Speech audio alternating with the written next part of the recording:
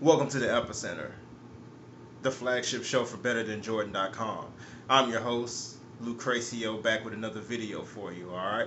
So, today the big news across the sports world is that LeBron James opted out of the last 2 years of his contract with the Miami Heat. He did have a player option for the last 2 years. I think he's probably leaving somewhere around $40 million on the table. Um, it's a big deal, and a lot of people are taking it as such. You know, people in Miami are running for the hills or whatever.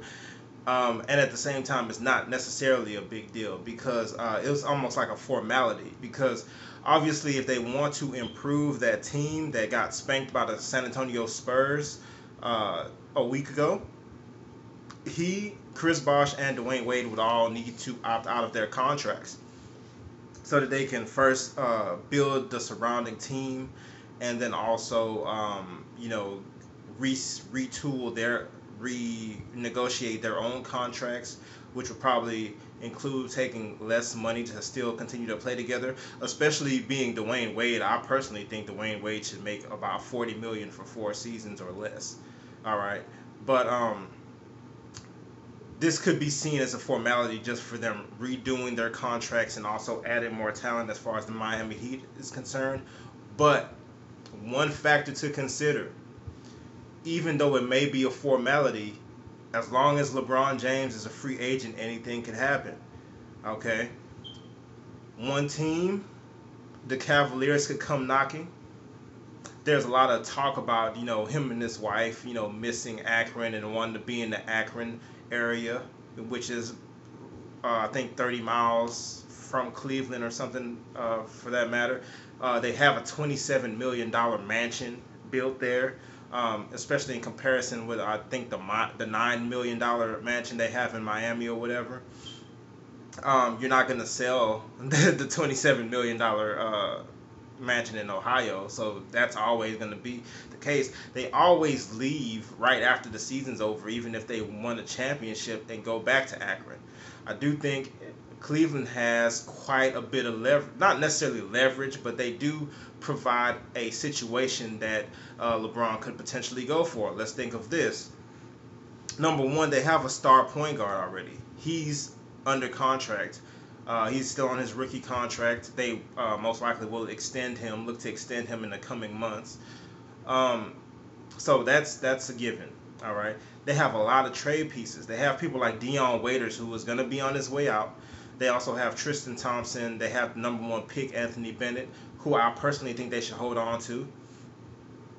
They have people like the center that they drafted, I believe, from North Carolina, Zeller. I believe it's Tyler Zeller or Cody Zeller, one of them. They have a lot of young pieces there with rookie contracts or whatever that they can get rid of. All right. They have this year's number one pick in the draft. All right. Now that's a big deal because this draft is obviously better than last year. Now, some reports show that last year the Cavaliers offered the Timberwolves in a package to try to get Kevin Love, Dion Waiters, Tristan Thompson, and the number one pick, which ended up being Anthony Bennett last year. Now, last year's draft was pretty weak, so obviously that didn't hold enough water to try to get Kevin Love back, and plus Kevin Love wasn't as bad as he is with the Timberwolves management now. That's not necessarily the case this year. Number one, this is a better draft, a much better draft. You have Wiggins, a potential franchise. You have Parker, who a lot of people see as the potential franchise. I don't necessarily agree, but I do think he will be a solid player in the league.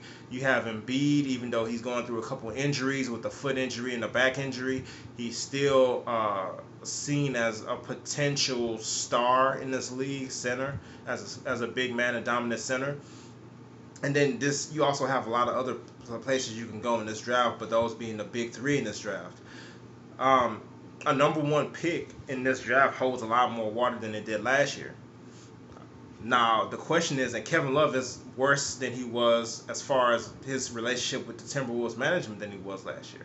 So, will the Timberwolves, coming closer to the draft, revisit that offer?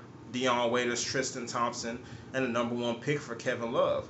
If they do, and that's an excellent deal. If it was me personally, I would make Minnesota include their first round pick, which I believe is like either 8 or 10 or something like that, but it's around 10.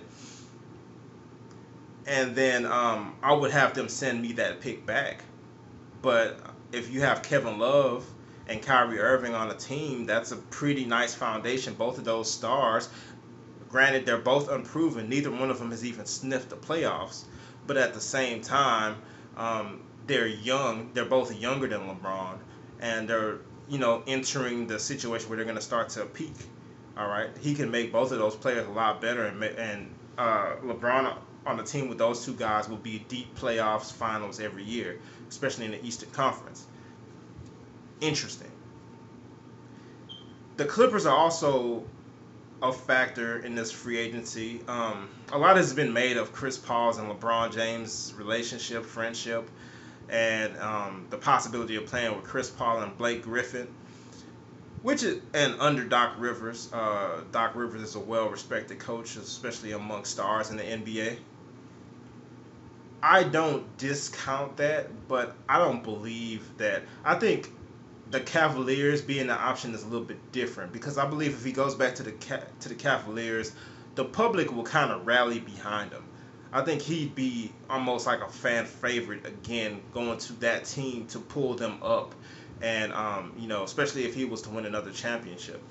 If he was to go to LA, I don't think it would be seen with the same. I think it'll be more of the negative trend, and as far as his popularity goes.